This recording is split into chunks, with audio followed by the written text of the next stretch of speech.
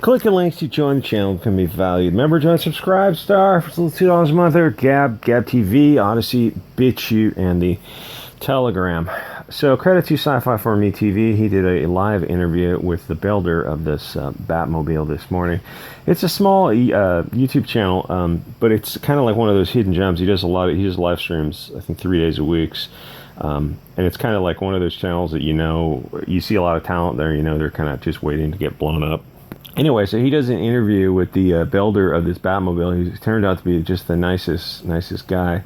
And the Batmobile, 1966 Batmobile, is a custom built and a very drivable car, based off of this, which roughly looks like a Ford Thunderbird, but is I think the Ford Future or something like this.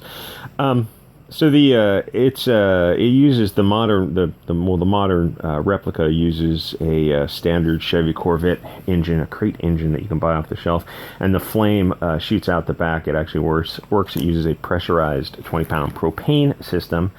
So for shows like Batman, Dukes of Hazzard, Fall Guys, shows that featured cars, they tend to get banged up in the shows, and you need a lot of them, and they all have to look exactly the same, except in the Fall Guy, where they actually use different model trucks, because nobody cared. It was a kids show, and nobody cared that they switched from a Dodge to a Ford to a Chevy, because that era of box truck actually looks remarkably similar. I mean, it's a utility, form follows function. A truck is a truck. It's utilitarian. They all look pretty much the same. I mean, maybe kids was like, hey, wait, this has like 2 vertical headlights, and this has 2 horizontal headlights, and like every other show, the grill switches from Ford to Dodge. It's like, it doesn't matter. They give it a paint job, and I think it had a bird on the eagle on the hood, and it had a roll bar and huge tires and a jacked up system. But it's just that standard box truck, which I guess looks cool enough. Anyway, so while the demand for the Fall Guy truck was not as big in the collector's market as something like maybe for one of the originals on the show, but like for replicas, it's not the same like it would be for the General Lee or for the Batmobile. Probably because you could just buy that model truck off the shelf, you could paint it, you put on the roll bars, and it's going to look exactly like the Fall Guy car. I don't think there's any licensing issue you have to worry about. But people love the General Lee, because in its own right, that was a nice sports car for the time.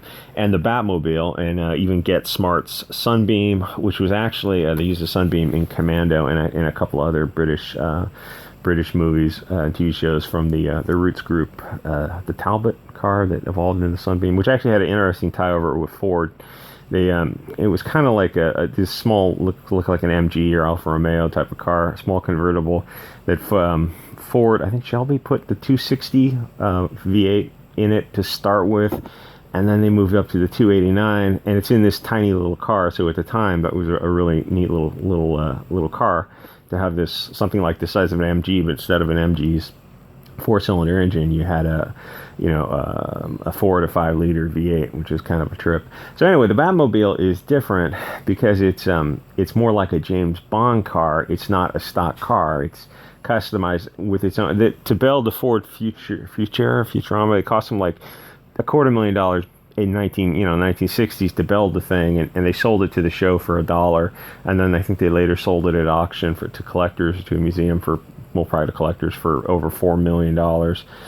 So they're highly collectible, and it depends which model you have. Even like the number 4 is still a collector. Anything that was used in the show is going to be collectible, even like a Fall Guy truck if they're still around. But for stuff like the Fall Guy and for General Lee, like when those cars got destroyed, like they would break those cars in half. The stunts in the 70s and 80s they were awesome, but they were insanely, ridiculously dangerous, because half the time there's a guy in the truck, and the truck is jumping like 10 feet in the air, and you see it land, and like with a truck, it has tires and it has massive suspension. So a truck, if it's built properly, it can take some jumps without breaking the frame in half, because it has the tires to absorb the shock.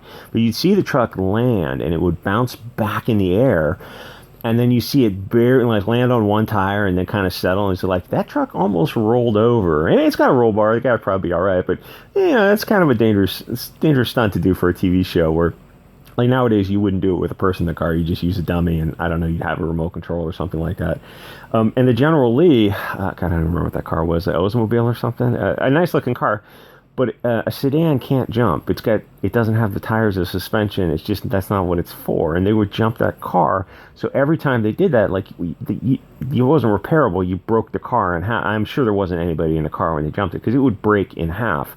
Where a truck would survive, and trucks could take a lot of abuse if they have the right tires. But generally, it's like what they did to that car is a shame. But at the time they're filming the show, it's probably like the car's only 15 years out of production. They didn't have no idea, like, oh yeah, at auction this car is going to be $600,000. It's going to be a collector's car. It's like at the time people had no idea they're using some 1968 whatever car. It's like, oh, it's only 15 years old. It's like it's just a nice little sports car. It's never going to be a collectible. It's like, yeah, those are incredibly some Volkswagen van sold at auction for like over $100,000. It's like when I was a kid, those were just like that was a $900 van that you would buy and fix up and cruise around like road trips. It was so much better when I was a kid. Anyway, so the Batmobile's got, it's got like a siren, lights, parachutes. It's got a bunch of cool stuff on it. And the Batmobile has a low hood, so it can fit a wide, long engine, but not a tall one.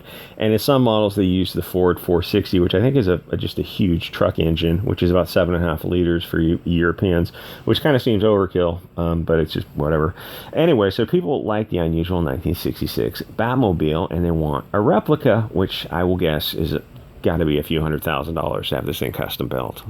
And there's a waiting list. You can only make so many of these cars a year, so it takes quite a bit to source the parts and then customize the frame and all this kind of stuff.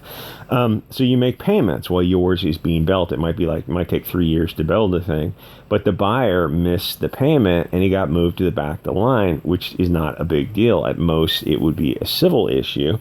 But the guy the real estate agent, who looks like he just does prodigious amounts of cocaine, he called his buddies at the San Mateo Sheriff's Office, Carlos Bolano and Michael Leishman, and he said that there was a theft crime because this car got moved to the back of the list.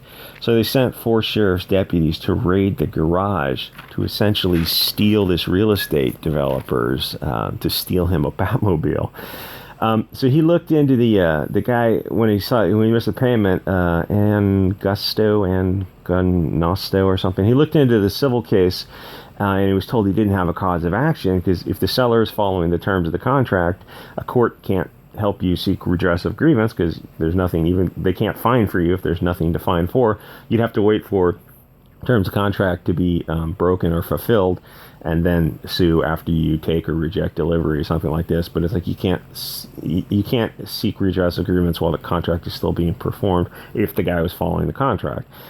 So he goes to the district attorney's office, and he's told that no crime was committed. You can wait for delivery, you can cancel the contract, then you can settle it in civil court if there's a dispute. If you can't, arbitration or mediation doesn't get you what you need.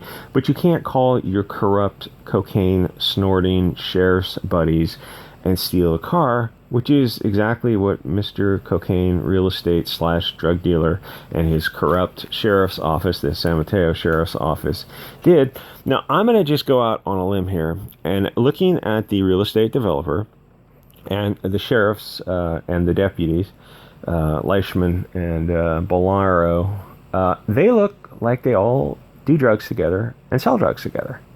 I don't want to make a defamatory statement of fact. I'm going to say they look like they do that, but I have no evidence that they do that. Anyway, so Leishman, the corrupt sheriff, when he went to the court order, he put down he put down that he's commander of the San Mateo County Narcotics Task Force, so it would look like this is a drug a cover. And you see an interview with the guy who builds the car, and he's just the nicest guy. And you look at him and you hear the interview, like, yeah, this is ridiculous. And Leishman didn't allege that it was a drug thing, but he put that down on the sworn testimony. And he's like, he's the head of the auto theft task force, but he put down he was head of the narcotics task force. It's like, well, he might be head of both, but it's like, this has nothing to do with narcotics. You misrepresented yourself in that sworn statement. Anyway, so it looks like he'll probably be getting, the thing is, like, will he get in trouble or not get in trouble? If you don't bring attention to this kind of stuff, then he'll just skate scot-free. And these corrupt sheriffs, Bolero and Leishman, the only way to get eyeballs on them is to put eyeballs on them. Otherwise, they'll just continue their corrupt behavior. And it's like, well, you really don't. That's not really a civilization you want to have, where somebody wealthy and powerful can call his buddies at the sheriff's office and have them go steal a car and swear out an arrest warrant for the guy who's building the car. It's like, he just builds and sells Batmobiles. You were late with a $20,000 payment. You got moved to the back of the line. You don't swear out an arrest warrant because a custom car guy, because part of the contract was you had to pay the thing on time to maintain your place in the line. If you don't, you just get moved to the back of the line. You're still going to get your car, and everyone who got these cars is very satisfied with them. I'm sure they're very expensive. You don't swear out an arrest warrant. That's insane. It's like, I'll put his face in the thumbnail. You take a look at him, you take a look at the sheriffs and tell me that, like, oh, these guys are shady as all hell. Yeah, I mean, I don't have any evidence that they're shady as all hell, but, can you judge a book on its cover? Oh, absolutely. Anyway, like, comment, subscribe, support me on Subscribe Star if you can. I'll see you guys on Odyssey and Bit Chute.